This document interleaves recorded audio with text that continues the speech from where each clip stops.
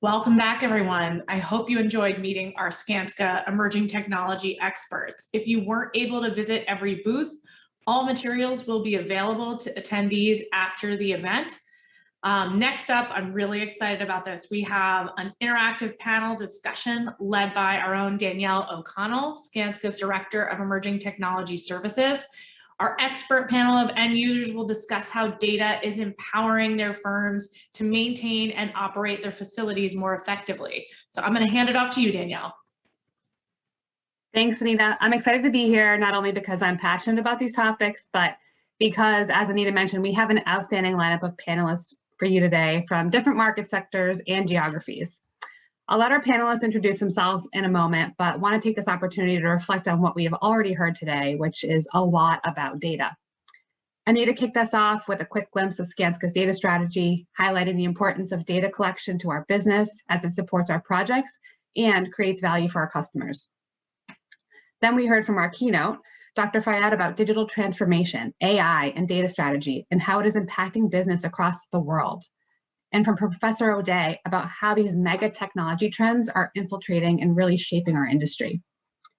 Now we'll hear from our building owners panel about how they plan to navigate these macro changes in data, the way it is used, and how they are adapting to ensure new data will be integrated into their facility management processes now and into the future. We'll plan to leave 5 minutes at the end to address any questions from the audience, but feel free to send any questions you have throughout the discussion our way by using the box to the right of your video. Okay, without further ado, I'm going to turn it over to our panelists to introduce themselves and tell us a little bit about what brings them to the discussion today. Luciana, do you mind kicking us off? Sure, no problem, Danielle. Luciana Burdi. I am currently the Director of Capital Programs and Environmental Affairs at Massport. We own, manage, and operate 3 airports, the Port of Boston, and a bunch of real estates. So I'm very happy to be part of this panel. We have been discussing data and the use of data and the digital twin for the past 2 to 3 years. Actually, the precursor of the digital twin, with Danielle, when she was with me at Massport, we kicked off an RFQ on the virtual campus. So I'm very excited to continue the conversation. Thank you, Danielle. Thank you, Luciana. Greg, do you mind introducing yourself? Sure. My name is Gegory Spiro. I'm the Senior Mechanical Engineer at Georgia Tech in the Facilities Design and Construction Group. And I've been here for about 22 years now. I am very active in our energy conservation strategies around campus and sustainability work, including some guaranteed energy savings performance contracts that we've done here, and most recently the Candida building for sustainable design. Excellent. And Salla, I'll turn it over to you. Thank you, Danielle. Thank you so much for inviting me on this panel as well. It's truly an honor and a pleasure to be here. I'm Salla Eckhardt. I work for the Internal Real Estate and Security Organization at Microsoft as the Director of Transformation Services in our Center of Innovation. And I'm leading us towards the digital building lifecycle framework and approach. And that way, how we can lean in with the AECOM industry, support the digital transformation of the entire built environment as an educated real estate owner that is adapting to digital twins and other emerging technologies and methodologies. So I look forward to this discussion and seeing where we can land. Excellent. Awesome. So thank you all for being here and for your introductions. To set the stage a little bit for our discussion, we're going to talk a little bit about smart and healthy buildings and how data contributes to those, right? So there's a lot of buzz in the industry about what makes a smart building, what makes a healthy building, how do they intertwine? And so just some initial thoughts to kick off our discussion here. Healthy buildings, we really look at properties that support human health, resilience, efficiency, environment, durability, and interconnectedness, right? And then smart buildings are really properties that use Internet of Things technologies or IoT devices. This could be sensors or software that monitor various building characteristics or maybe systems like our building management systems. But really what they're doing is analyzing data and generating insights around usage trends and patterns, right? So we can optimize our building performance. So for each of the panelists, I'd like to ask the group, what do smart and healthy buildings mean to you? And how does this fit into your organization's goals for operating existing buildings and for planning for design and construction of new buildings or spaces? I don't know who wants to kick it off. Maybe Salla, I'll start with you. Thank you, Danielle. The smart and healthy buildings fit right on with the Microsoft Real Estate and Security Organization. We are looking at the scope from how do we emerge or federate the physical and social environments that you're describing into a digital environment. And that way, when we are keeping track of how our physical environment is technically performing, we can then be more proactive about our maintenance and predictive about the operations. But then thinking about the IoT networks, they are collecting pretty static data about how the building as a structure is performing. So we are also looking into Internet of Actions, IOA data, that how are the end users actually impacting the technical performance of the built environment, and how we can continue improving based on the needs of the end users and the needs of the end user experiences, so that we are kind of bringing everything together into the single source of truth that then reveals to us that what is the smart investment going forward, where should we be performing tenant improvements, retrofits, renovations, and that way looking into the entire life cycle of our campuses and buildings, and not only into what exists now.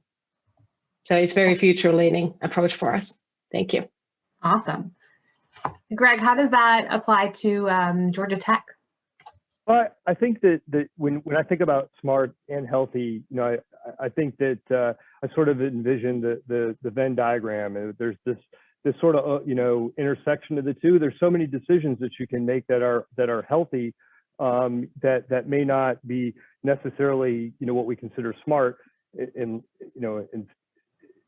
that they're smart decisions to make. But materials certainly go into that, and so we're always ever evolving in our philosophies and what our standards are on campus, and certainly materials choices play into that.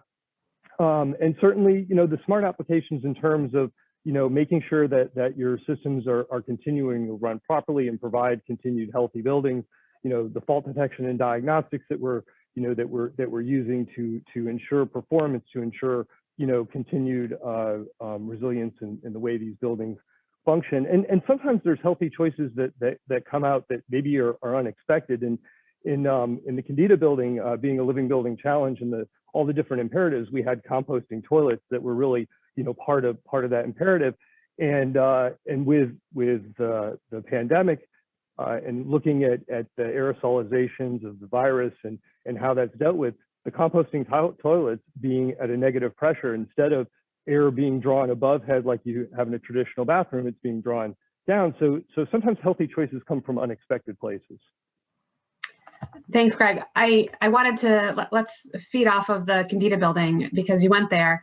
What were some of the challenges and lessons learned, what you started to touch on? And then how do you get more of your buildings across campus to really meet these stringent requirements? Yeah. Well, so being a living building challenge, there are so many challenges, and to meet them all really requires an integrated design approach. And I think that's the first lesson learned, is what that means and how it works, and how the whole team interacts, and it's not this sort of reactive kind of thing where it's sort of in series. Everything is happening at once in order to meet all of these imperatives. And I think that's the first thing. The next thing I would say, and the biggest lesson learned for me, is just how important, and again, this is a building that had to be net positive energy. So energy, in order to do that, the first thing you need to do is really reduce. And the envelope is so very important to that, where, you have a building that has a very tight envelope, that has a very well insulated building, 1.5 to 3 times what code minimums are in a lot of cases, triple pane glass in Atlanta, which is, really unheard of. So with that, you lower demand, you lower your energy profile, you enable net positive energy, but so many other things where, now you have a building that can be electrified, where, the heating source, because that's another one of our imperatives, was to eliminate combustion from the energy profile. So it enables that. And with all those things comes a healthier building, comes a more a well-controlled building in terms of humidity because of the tightness, becomes a quieter building. So there's all of these things that come together, and it really, to me, starts with the envelope.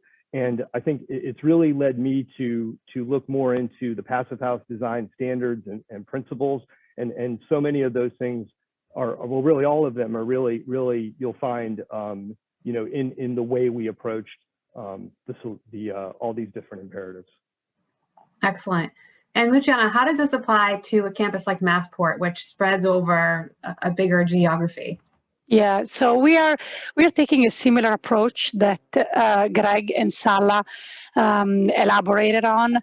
One of the way we're actually using the current situation is to actually understand how the building are behaving. I call it, you know, behavior, how the first element to me to understand how we can improve them, it's understanding how they perform.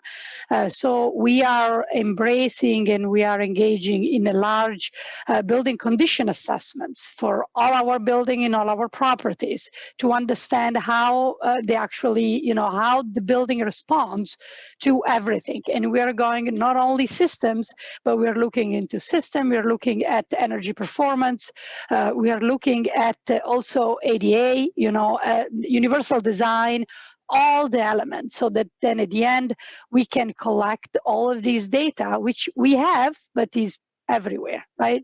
And then we can then start to make decisions. You know, how do we want the building to you know, a building can be perfect, but just doesn't meet the needs of the occupant. Guess what? It doesn't work. So I think we like to see an overall approach, and we are taking that. It's taking a long time. We are trying to do it with internal staff, but it's a necessary evil that we have to tackle before we can think about how to improve and how to look at a capital program and how to invest in future buildings. It's interesting you touched on the end user. I think in some of our previous discussions that came up. I don't know if Salla or Greg have any thoughts on how the focus has really shifted in some ways to the end user and thinking about that versus just thinking about building the building and getting it done and getting it opened up on campus. Yeah, overall, thinking about technology industry, people are the most valuable asset that we've been able to attract, and now we are looking to retain. So the strategic workplaces and what Luciana was describing, that even if the technical performance of the building is perfect, but it doesn't fit the needs of the end user, it loses its meaning or its necessity to exist. So thinking about our portfolio, we continue improving all the time based on what the needs of our current workforce are and what the anticipated needs of the future workforce are. And that way, like Luciana described, adapting to a high standard of accessibility guidelines, taking that universal design approach so that our premises and our built environment is there to empower everyone who is a visitor or our employee on campus and visiting our premises, but then also embracing what the digital environment can bring for the benefit of the physical environment. And that way thinking about solutions that how can we engage people who are not physically in our buildings or on our campuses, but need to be included in the same experiences that are provided for others. And that's a very interesting path that we are currently looking into with the hybrid workplace strategy. Very interesting. Greg, before I move on, do you have any other thoughts? I think the key there is what is the office of the future? What are these buildings of the future really going to look like? We're at this sort of, you know, this moment here, and I'm not sure we all yet know. There's a lot of discussion on campus studying that, and we're all sort of waiting. I know here we are to really, how are we going to use spaces differently? Might we be looking at, spaces completely differently in terms of the volume that we need and their use cases and everything. So I think to me, it's a question right now. Yeah, I think that's a great question. As we all have been working remote even for the past year plus now, it has certainly changed the way we're thinking about what our workplaces look like, right? And how are we designing and constructing differently moving forward?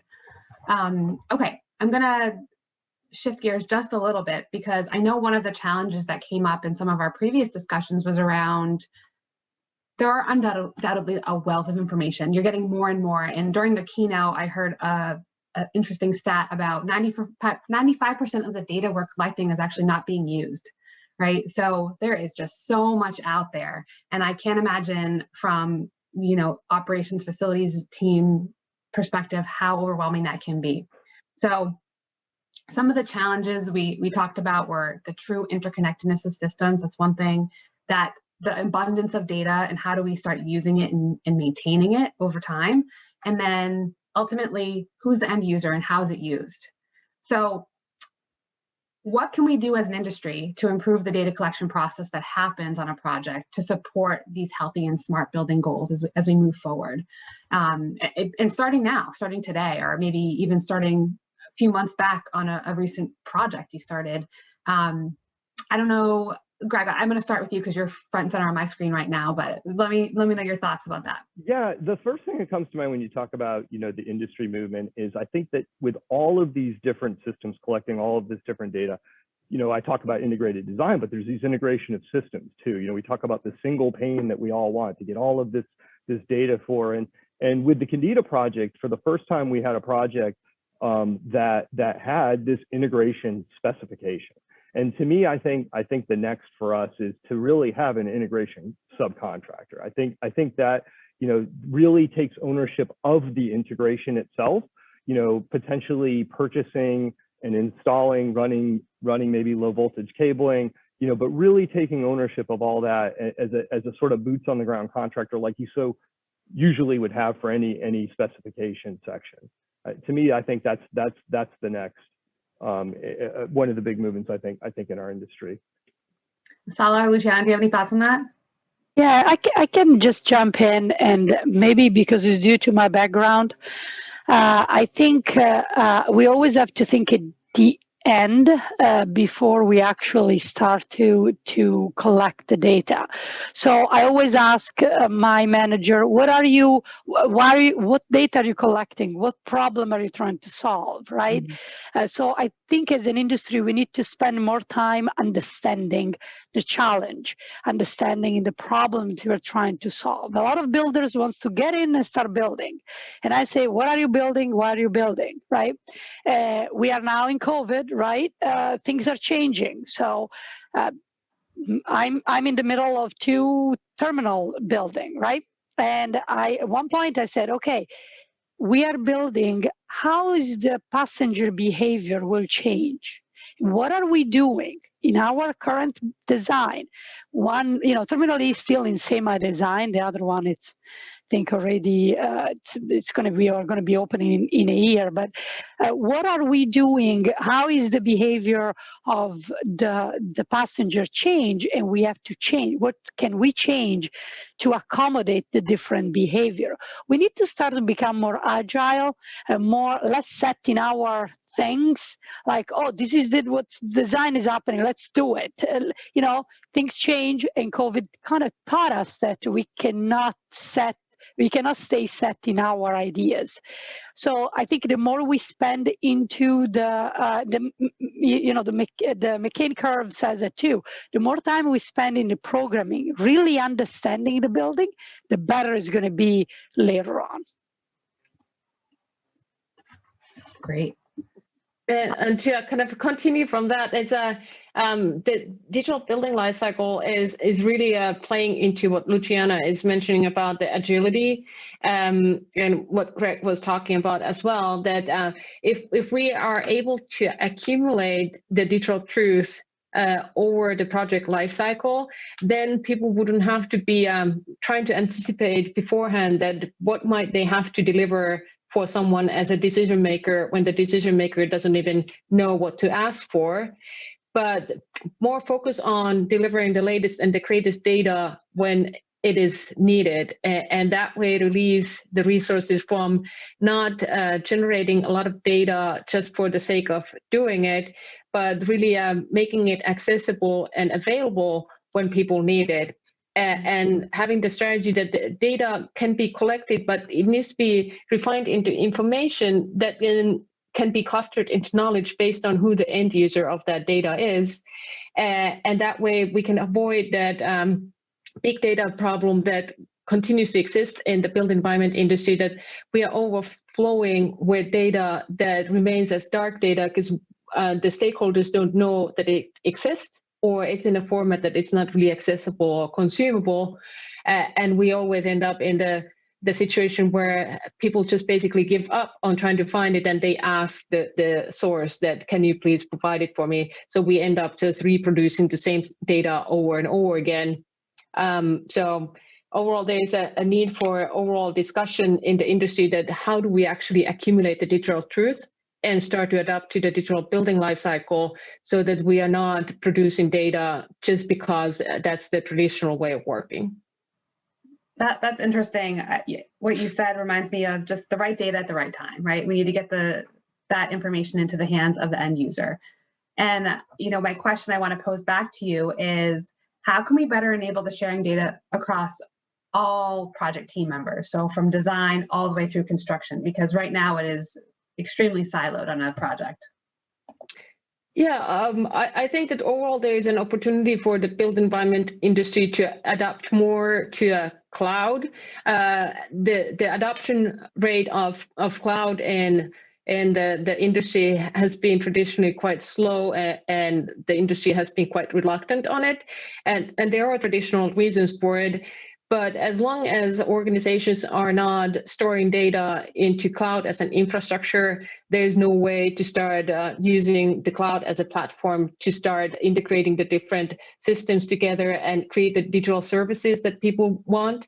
And that way, the third layer that is the cloud as a service, then that's what we are aiming for, that when you have a digital maturity in an organization, then that's the opportunity for a new type of business models, that what kind of digital services might you actually sell for the other stakeholders, and that way provide the expertise that exists in your organization. And it can be very niche, but as long as the data is democratized and made available with the systems that are integratable, linkable together, that's where we need to be aiming for, and make the digital leap as an industry, and not always go with the slowest adopter.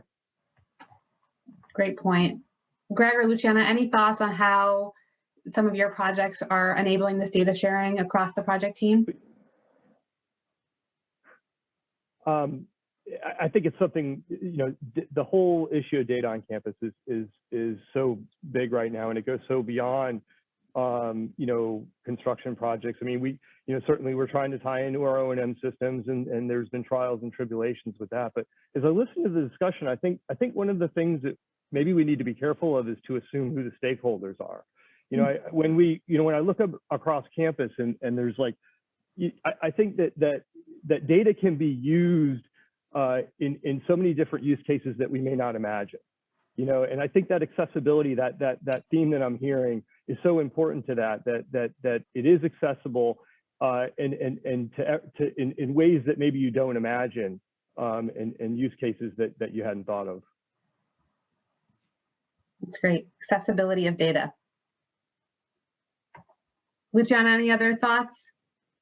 No, I think it's. I think this is, what Salla and Greg said. It's fine. Excellent. Yeah, So, overall, if I can add to what Greg was saying, there are good examples from smart cities that have opened up some data sets to the citizens, and the citizens have created the services that they need personally based on the open data, and that might have generated the startups to actually pop up and start growing. So that's kind of the mindset that I'm thinking of, that how can we continue like creating jobs and creating more business in the built environment industry now that it's kind of going through the digital transformation and retiring at the same time. And I'm a firm believer that technology is the answer for attracting the future workforce. That's great. I get excited when we hear about, even just construction technologists, people that are shifting gears. They're not the traditional architecture engineers that we usually see, but they're focusing more on construction technology and how do they enable this, this data sharing across the industry. Okay, I want to talk a little bit about data strategy and how your organizations have kind of tackled this, or if they have. So I'm going to start with Greg this time.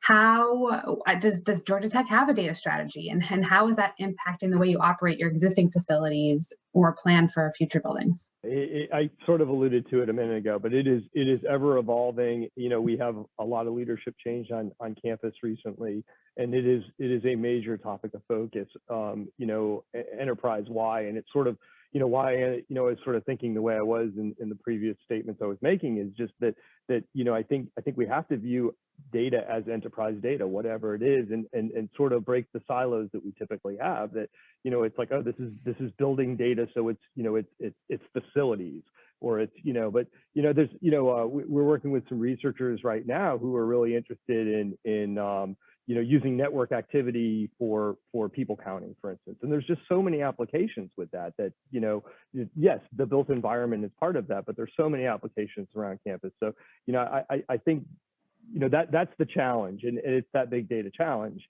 And I think for us it's just ever evolving. But I do think we're sort of at this moment where it's about to explode. Yeah, I'm sure. Luciana, can you talk a little bit about Massport's data strategy? Sure. So we started our BI effort, our business intelligence effort, 2.5 years ago. So we were able to bring in a consultant then who really looked at all our data across the organization, not only in capital program, but across the organization. They came up with a roadmap, and then COVID happened. So we took a lot of well thought documentation. So we were able to use the data strategy and the roadmap that they put in place to start some internal work. We are at Tableau, we kind of getting into the use of Tableau. So IT now is leading the effort on coordinating at the different level with the different department with us too. We are one of the departments that are more data oriented, savvy, data, decision makers based on data than others. So there is a big shift of culture, understanding, is semi-public organization, knowledge is power. So once you have knowledge on a Tableau that everybody's accessible, there is a little bit of this fear of giving away, right? We have Excel spreadsheet named by who produces. We have the Catherine Excel, we have the Anna Excel.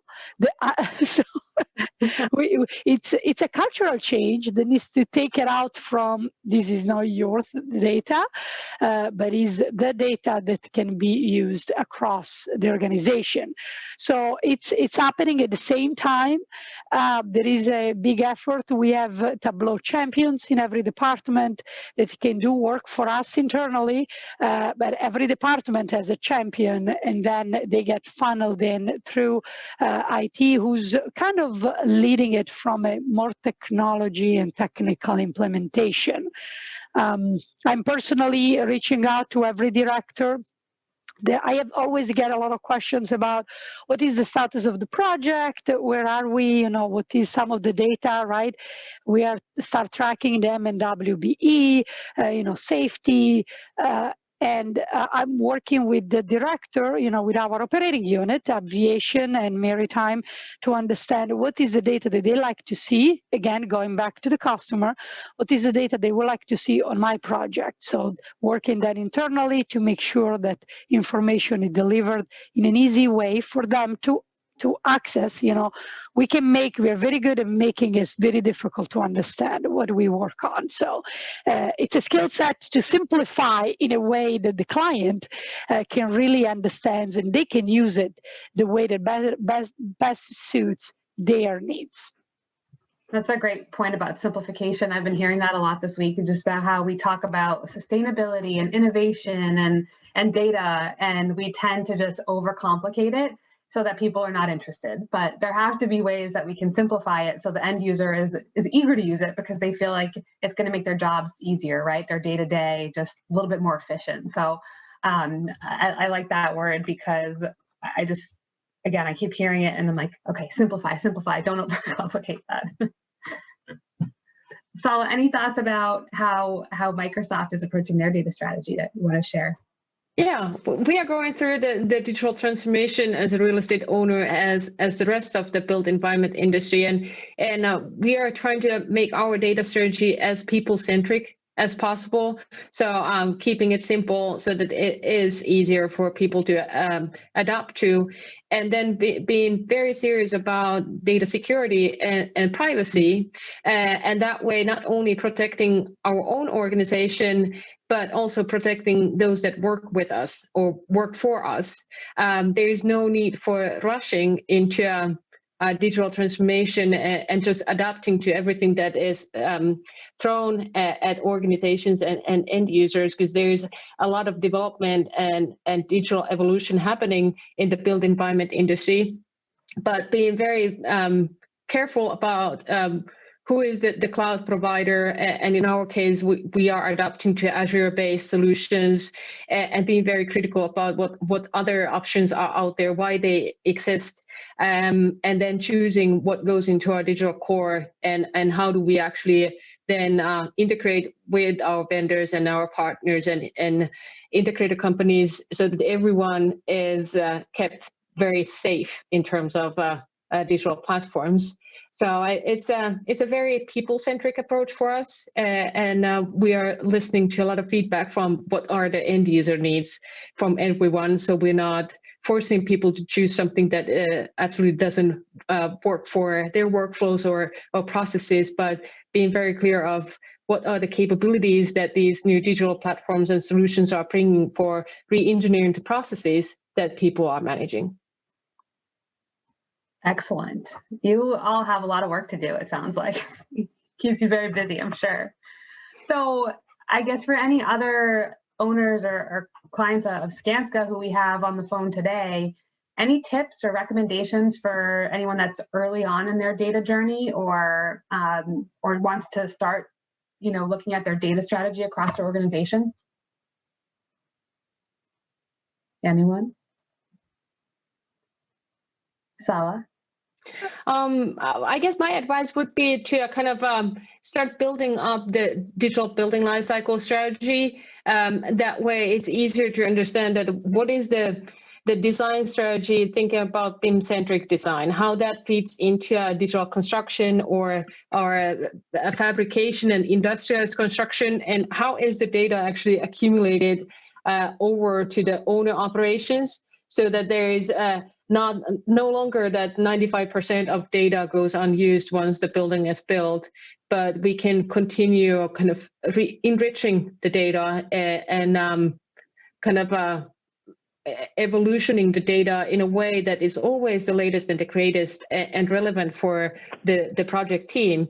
The built environment is never stagnant. It never stays static. It's always changing. The end users are changing it. So how do we make that process of capturing those changes as easy and as automated as possible? That's what I would be focusing on, the automation of data collection and data processing, and in some cases also the data consumption, thinking about AI supporting people as decision makers. Yeah, I know part of our keynote today that stood out to me was around thinking about data and AI as part of your digitalization strategy, and without those, Dr. Fayad said, it will fail. So that stood out to me for sure. Greg, any yeah, go ahead, Luciana.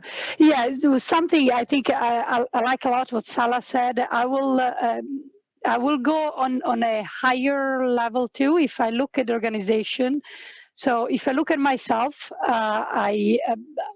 build understanding the building, and the data, it's important. But if I look at Massport, right, as an organization, I think we have to go back to what is the Massport purposes, and where are we getting the majority of our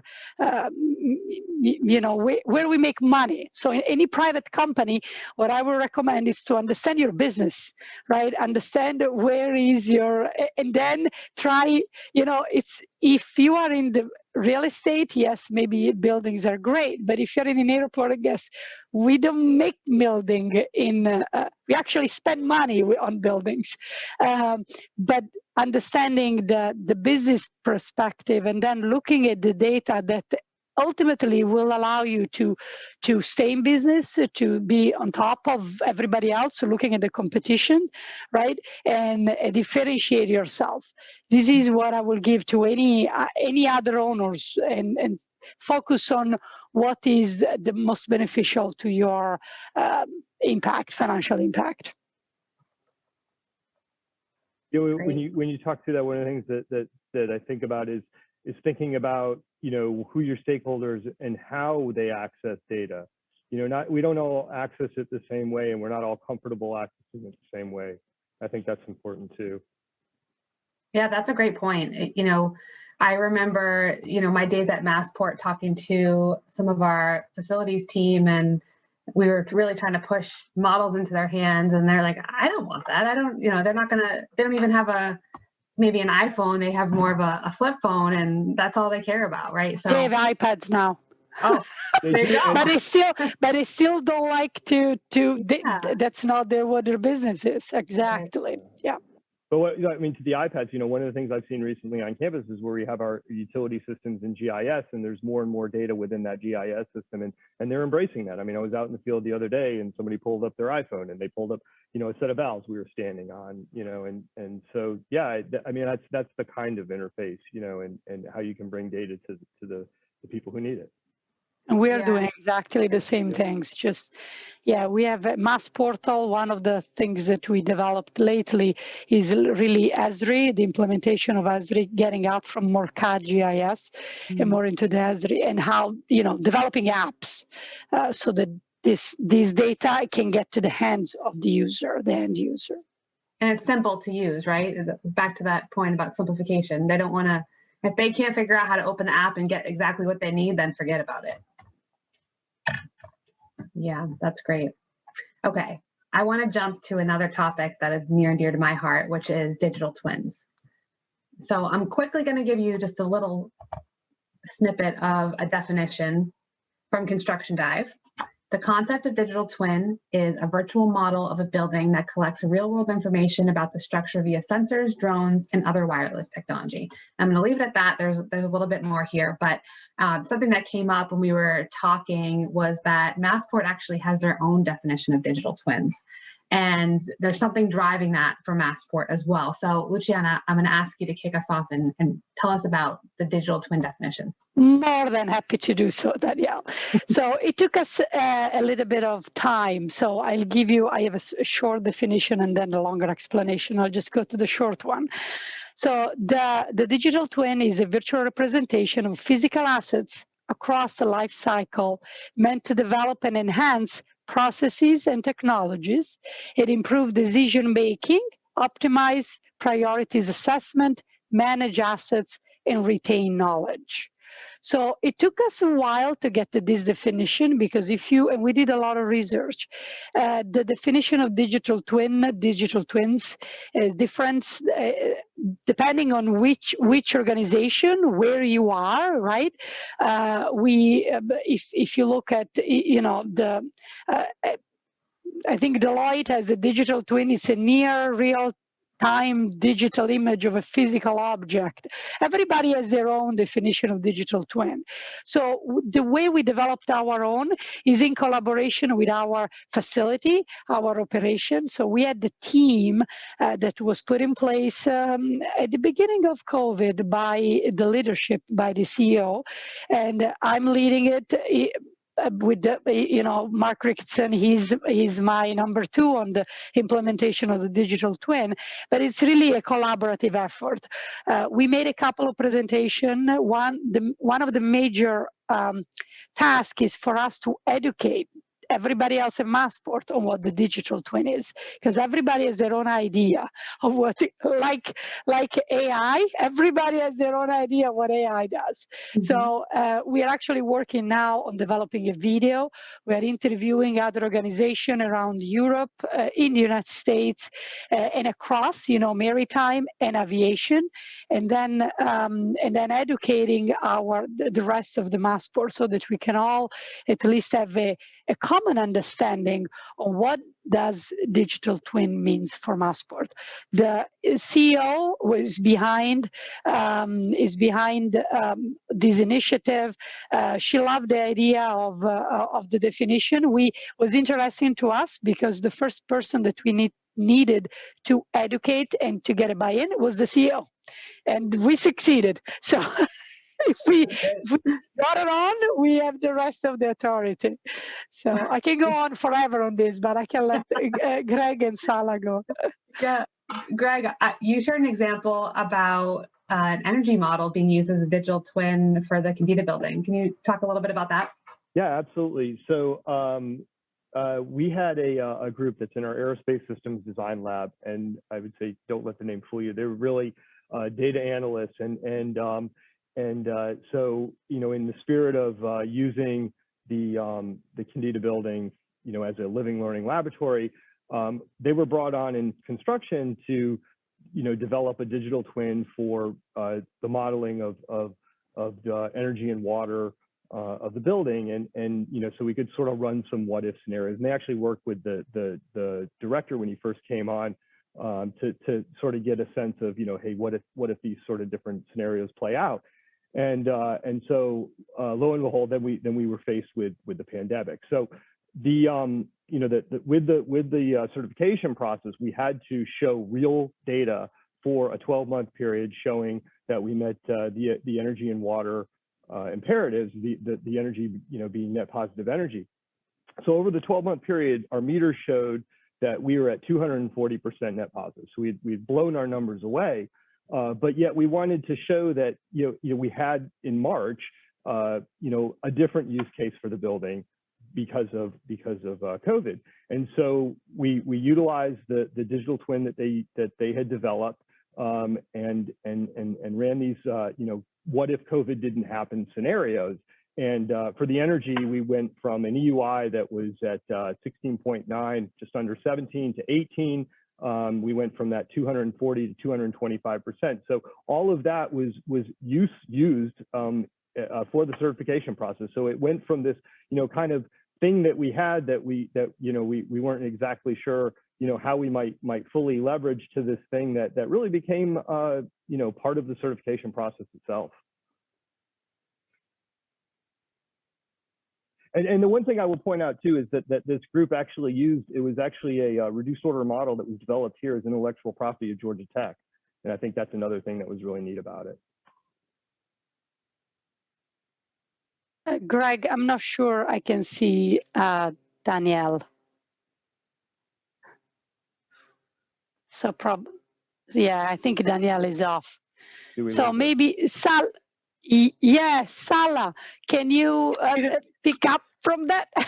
Yeah, I'll put a different spin on digital twins, because we are adapting to what the Digital Twin Consortium is defining as digital twins. But when thinking about the end users of the digital twin, not everyone is an engineer or a technologist. So if I put it in lame terms, digital twin needs to be something that is the digital truth to whomever is consuming the information that is shared and communicated with the digital twin. So it can have a component that has looks like a building information model, or it can have a business intelligence dashboard, depending on how the end user wants to be consuming the digital truth, and building up the confidence to make the relevant decisions and not be blindsided by something that didn't exist and they arrived at the wrong conclusion and hence the wrong action plan and the decision. But really democratizing information across the project teams so that people don't have to redo something because the first assumption was wrong, but really exposing the digital truth right then and there on a platform in a format that is easy to consume. Either it is in a database or a 3D model format and showing the information in a visual way or something, but really avoiding dispatching resources when they don't have to, and that way being more conscious about like social sustainability, but also the environmental sustainability, and really kind of streamlining and simplifying the processes that traditionally require to try to consume the digital truth from various different platforms and solutions and trying to parse it together in your own brain and then kind of make the decision based on what your previous experience has been. So I think that the digital twins, they are going to be kind of supporting the future workforce in a way that people who don't necessarily have 20, 30 years of experience in facility management, for example, can almost function at the same level as someone who has accumulated all that experience because they have this tool available for them to steer the confident decision making. So Yeah. But that's my spin on digital twins. Yeah, and Sal, I think it's still a long way. I think we are just at the beginning of this journey, so it's nothing that is going to be short term. But someone needs to start, and it's important for us to have at least a discussion and understand the implication of it. Let's go to the next question, and I'll ask to the two of you, and then if there is time, I'll ask to myself too. How has the pandemic changed your outlook on all of this and shaped your plan and strategies for operating smart, healthier building and in the future as a general? Greg, you want to go first? Sure. I think we talked about this earlier, just about, the kind of what did the buildings look like? I mean, there's certainly that aspect, but there's no question that the pandemic has shown us that we need to have both healthier and smarter buildings. I think that and more nimble buildings. I mean, as we've seen, and we're sort of faced with this, this new thing, and okay, so how do we react to it now? And I know so much of our focus has been on, air quality and ventilation rates and things, and when we sort of look over, our campus, and each building, is a little unique in how you respond to it and what levers there are to pull. So I think it opens our eyes to, having that nimbleness and that nexus of both smart and healthy. It's just bringing it more to the fore. Great. Danielle, you're back. I asked the question. Greg started to answer. Salla, you want to go ahead? Yeah, thank you, Luciana. I think that from our perspective, it hasn't changed a lot. We were already on the track to create smart buildings, smart environments, and smart places, and healthy buildings has always been a goal for us. But the opportunity that the pandemic has brought forward is the open innovation. That the overall built environment industry has started to be more excited about the digital transformation. So overall, now we are seeing more pull from the vendors and the consultants, from the suppliers and the built environment industry overall, rather than a technology giant trying to push technology on the industry that is very content running its traditional processes. They've been developed over thousands of years, so why change something that is perfect? But now with the pandemic, and as people started realizing that they need to be able to work remotely without being in the same physical space with their project teams, that has started to kind of turn people to embrace technology and see that technology actually supports the people and makes the workflows and the processes easier, and they've started to see that it's actually enjoyable to use all these new tools that are emerging, and I think that we are on the right track with the industry overall together. Yeah, Salla. And, from my perspective, what I notice is that COVID has is accelerated the use of technology and the use of lean and scrum, the process. We were our industry, it's always been a little behind in embracing, and we always very good at finding excuses, right? Oh, there are too many people involved. There are too many, you have the client, so, and we're building buildings for thousands and thousands of years, right? Without BIM, without all of this. So it was not really a need. COVID change forces our industry to be a little bit more progressive, which, all of us here we're big champions since a long time. So on one hand, I believe COVID had helped us implementing and looking at the building industry a little differently. Definitely. Well, Luciana, I appreciate you taking over while I got the boot from the room for a moment there. I've seen so many new technologies actually arise from COVID. So, I'll pose a question to you all. How do you manage looking at all of those, and should you use them, and should you think about applying them to this data strategy or to your smart and healthy building initiatives? I know for me, it's been overwhelming, and I'm constantly like Googling, like, wait, what is this? How do we use this? So I answer very quickly. What I usually do, Danielle, is what I've always done. Ask the question, what is the problem this technology is trying to solve? Yeah. And I ask it to my manager. If they cannot give me an answer, take it off, not even starting it. So it has to help in our operation. So any technology in general, any new ideas has to solve a problem. So to me, it's a pull from the end user. Makes sense. I'm sure Salla and Greg would probably agree on that. Yeah. Go ahead, please. Yeah, I was thinking that my approach has been kind of thinking about how can I avoid pigeonholing myself and keeping the silos going. So I oftentimes think about like, how can I support the industry adapt to emerging technologies and not put a lot of resources from my own end and energy into something that nobody else is willing to adapt to, that leads to nowhere. So I oftentimes evaluate emerging technologies through three lenses. Is it something that AI will be able to support and transform in not so distant future? Is it on that track that we can really start embracing how machine can support the people and take some of the tedious or very busy work processes and tasks away from our plate? And that way, if it fits into that scope, then I'm quite interested in it. Then there is like platforms. That is a hot topic at the moment, that how can we adapt to something that we are not the sole developers of a solution, but we can really invite other collaborators to help us resolve and come up with better solutions that we might come up with by ourselves, and that way embrace the open innovation.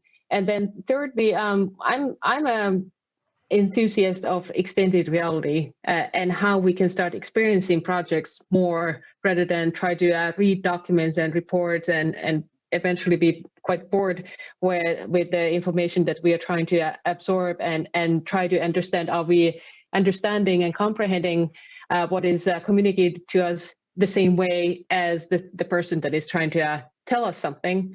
So if something is consumable in a visual format on extended reality platforms, I'm all over it. That's the third lens that I use. Excellent. Well, we have one last question. That's all we have time for. So thank you for all of your contributions. This has been great. So rapid fire, what is top priority to support smart and healthy buildings in the future? And Salla, I'll start with you because you're still on my screen here. Okay, I'll go with building information models and focus on the information management, not only on the beautiful geometries. And that's the way that I think that we should be planning and designing our future built environment, and digital twins will follow that glorious workflow. Excellent. Greg, I'm going to go to you next. I might color outside the lines a little bit on this. I'm going to go. I'm going to go with carbon reduction, because I think that enables health for the whole world. I like it. I mean, I think that's my area of passion and focus. So I'll go with it. Awesome. Luciana? I'll go with Salla. It's BIM, but the same is the net zero. So it's the life cycle and understanding how the building behaves as a whole. Excellent. So you tied kind of both of theirs into one. Awesome. Yes, I merged the two of them. Great. Well, I'm going to turn it over to Anita for closing, but thank you all for being here, for picking up when I dropped off, and we really appreciate your input. Thank you, Danielle. Thank you, Craig and Luciana. Thank you. Well, Anita, that was. Thank you, Danielle. That was an inspiring discussion. I'm hearing themes. First of all, I'm out of paper on notes now. I've now started taking my digital notes. Simplicity, people-centric solutions, sustainability, ensuring technology solves a real business problem, focusing on the end user. This was just really incredible. And I think Salla said something about digital transformation as a building owner is also people-centric, and technology is the answer for attracting our future workforce. So thank you, Dr. Burdi, Salla, Gegory Spiro, for your contributions, and special thanks to Dr. Burdi. If there are Emmy Awards for panel transitions, you get the Emmy Award for the quick save. So special thanks on that front.